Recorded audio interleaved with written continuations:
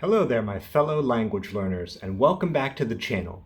The New Year's is a customary time for resolutions, and I'm sure a lot of you out there made some new plans and goals with relation to your language learning, and I want to ask you in today's video, how's it going? You can let me know in the comments section down below. Maybe some of you are having trouble keeping up with your new plans and goals because they were a bit too ambitious, or maybe they don't fit in too well yet with your typical daily schedules. You're trying to figure out how to work it out, and that's okay. What I want to tell you in today's video is that when you sort of raise the bar on yourself and you set those new growth targets, it's common that you might not quite hit them every single day of every single week of every single month. And I think a lot of the philosophies or the teachings that we absorb about habit formation and setting and achieving goals makes us feel like if we miss a day, it's all over and we should just throw in the towel. A lot of people think that way. They think it's going to be black or white. Either I set this new habit and keep it every single day as I planned, or it's failure. It means I failed. So don't judge yourself that harshly or that strictly. Don't think in that sort of a if or black and white vein. If you miss on a particular day, if you don't carry out that habit like you intended for whatever language that you're studying, just think to yourself, what can I do tomorrow that's going to work better? How can I get back on track tomorrow? Let that be your sort of meta habit that is the most important habit of all. That positive way of looking at the situation to keep yourself motivated and keep yourself trying. Once you figure out what works best for you, it's going to be easier to maintain on that daily basis. In my own life right now, I'm actually taking a break from my daily individual study and practice of Mandarin Chinese because I'm kind of on a winter holiday. I'm with my family and my kids more. I still do learn it sort of by the by, but I've released my individual study sessions of 15, 20, 30 minutes per day, which is actually really hard for me to do because I've ingrained that habit for so long. But I'm taking a break from that primarily because I want to focus my limited and time energy during these few weeks of winter holiday more on language learning, game design.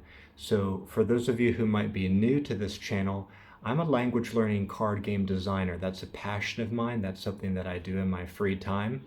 And you can see my work at languagecardgames.com. But why I want to mention it to you is because our community of players can help you to stay on track. If you want to play with us online to practice your target languages, you absolutely can. We welcome all levels, and we've been doing this since early 2023.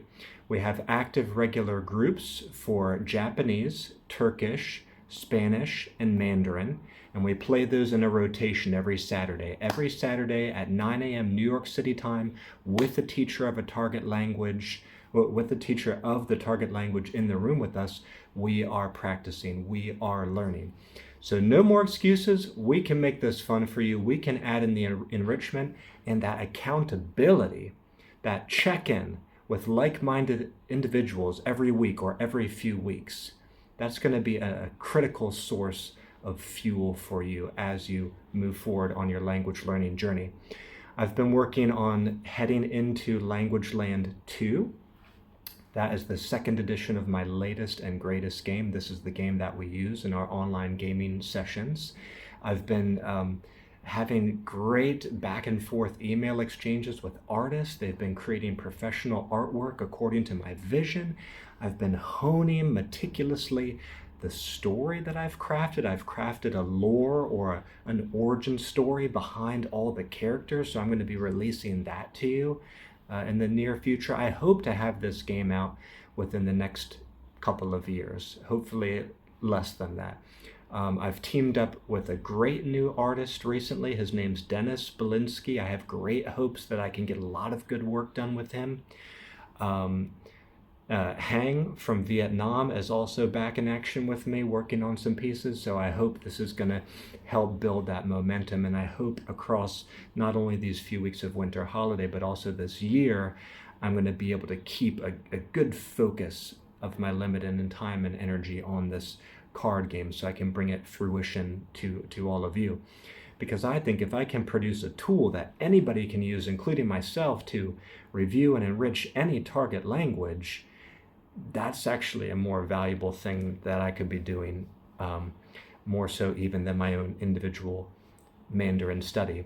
I keep up my Mandarin on a daily basis. I kind of like maintain it at an intermediate level through my daily conversations and learning with my kids, because I live in China. I have a Chinese wife and 2 kids who we're raising to be bilingual. So I do read and speak Chinese with them pretty regularly. So that helps me to maintain. But when it comes time, hey, maybe come spring, late spring, when I can ease off of my card game design a little bit for the time being, because it kind of goes in cycles how that works, I'll probably reinstall some daily Mandarin Chinese practice. I can't really go without that for too long. I really do enjoy it. But my point in today's video is just be flexible about your habits. Don't treat yourself too harshly. Do what you need to do to keep your goals, your daily habits in the picture long enough that they become more easy, more automatic. That's when you're really going to start to pick up steam. If you want to come play with us, visit languagecardgames.com. You can subscribe to this YouTube channel, and I wish you the best of luck on your language learning journey. I'll see you back here in the next one.